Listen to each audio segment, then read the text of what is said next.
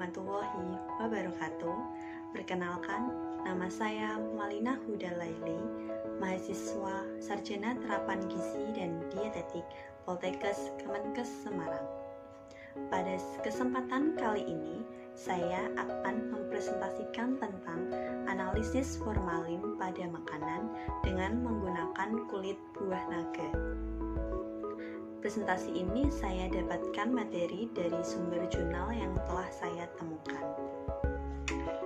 Makanan seperti bakso, ikan, tahu, dan ikan asin pada dasarnya merupakan makanan yang mengandung protein dan kadar air yang cukup tinggi, dan apabila disimpan lama maka akan mempercepat proses pembusukan, dan jika disimpan di suhu dan tempat yang kurang baik atau tidak tepat maka akan dapat menimbulkan atau mempercepat pertumbuhan jamur dan bakteri. Peraturan Menteri Kesehatan Republik Indonesia Nomor 33 Tahun 2012 menyatakan bahwa formalin dilarang digunakan sebagai bahan pangan.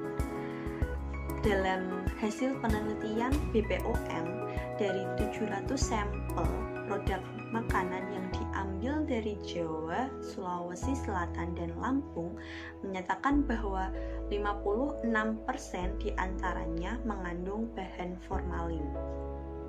Formalin sering digunakan sebagai bahan desinfektan, bahan insektisida, bahan baku industri pabrik, dan digunakan juga pada berbagai macam industri seperti industri tekstil, kosmetik, farmasi, serta digunakan untuk mengawetkan mayat, sehingga tidak dapat digunakan pada makanan yang dapat berbahaya bagi tubuh jika dikonsumsi oleh manusia. Penggunaan formalin dalam jangka waktu yang panjang akan berakibat buruk pada organ seperti kerusakan hati dan ginjal.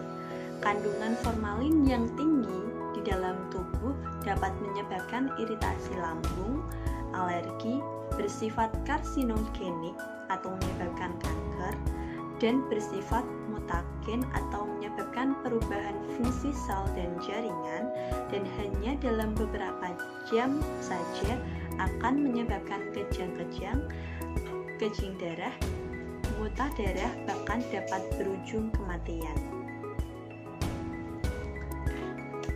Sehingga pada penelitian ini akan membahas tentang analisa dan prosedur analisa formalin pada makanan dengan menggunakan kulit buah naga. Alat bahan yang digunakan adalah pisau, Erlenmeyer, pipet tetes, blender, mortar, spatula, beker gelas, dan kertas saring. Sedangkan bahan yang digunakan adalah sampel yang terdiri dari pentol bakso, mie basah, tahu, ikan asin, udang rebon, dan kerupuk yang masing-masing terdiri dari 3 merek yang berbeda dengan kode A, B, dan C. Prosedur yang digunakan adalah yang pertama, menimbang sampel sebesar 10 gram, kemudian sampel direndam. Selanjutnya, sampel dihaluskan dengan mortir hingga halus, kemudian dimasukkan dalam beker gelas dan ditambahkan air sebanyak 20 ml. Selanjutnya, ambil kulit buah naga, kemudian potong kecil-kecil dan haluskan dengan blender dengan ditambahkan air dan perasan jeruk nipis secukupnya. Kemudian, basahi kertas tisu atau kertas saring dengan air buah naga. Letakkan di atas meja dan taruh sampel tersebut di atas kertas yang sudah dibasahi dengan air buah naga. Diamkan selama 10-20 menit dan lihat hasilnya. Jika tisu berwarna merah, maka sampel mengandung kandungan formalin. Tetapi jika kertas berwarna memudar atau mendekati putih, maka sampel tersebut tidak mengandung formalin. Hasil yang didapatkan dari penelitian tersebut dari uji identifikasi formalin menggunakan ekstrak kulit buah naga menemukan adanya 6 sampel yang positif menggunakan formalin. Sampel yang menggunakan formalin adalah pentol bakso dengan kode B, pentol dengan kode C, ikan asin dengan kode A, ikan asin dengan kode B, udang rebon dengan kode A, dan udang rebon dengan kode B. Dari hasil tersebut dapat dijelaskan bahwa kulit buah naga mengandung antosianin yang mampu mendeteksi formalin. Hal tersebut karena sifat formalin dan antosianin sama-sama memiliki sifat asam, sehingga tetap menstabilkan warna antosianin kulit buah naga. Sifat asam formalin akan menyebabkan warna antosianin tetap merah pada pH 1 dan pH di atas 4 akan memberikan warna violet. Sianin memiliki pH sekitar 2-3, hampir sama dengan pH formalin. Salah satu faktor yang memengaruhi warna dari antosianin tetap stabil adalah ketika bereaksi dengan formalin, karena formalin dan antosianin sama-sama bersifat asam. Sifat asam formalin akan menyebabkan warna antosianin tetap merah pada pH 1 dan pH di atas 4 dan akan memberikan warna violet.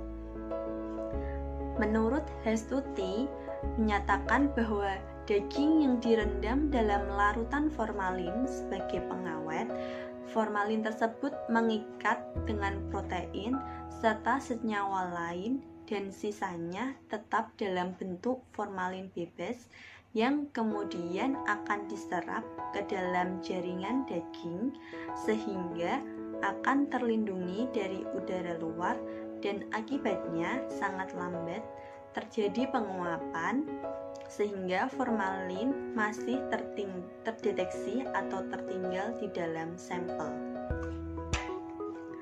Dari hasil uji yang telah dilakukan dapat disimpulkan bahwa berdasarkan penelitian dengan sampel yang telah digunakan dari beberapa merek, teridentifikasi formalin dengan analisa formalin dengan menggunakan kulit buah naga yang meninggalkan warna merah pada sampel positif dan negatif dengan warna putih atau memudar.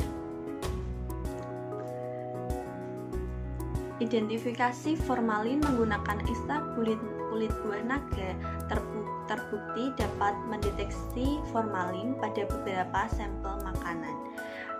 Dari penelitian tersebut diharapkan masyarakat dapat lebih berhati-hati dalam pemilihan produk makanan dan bahan makanan dan selektif dalam memilih berbagai jenis makanan dan dapat memanfaatkan kulit buah naga untuk mendeteksi adanya formalin dalam produk dan bahan pangan.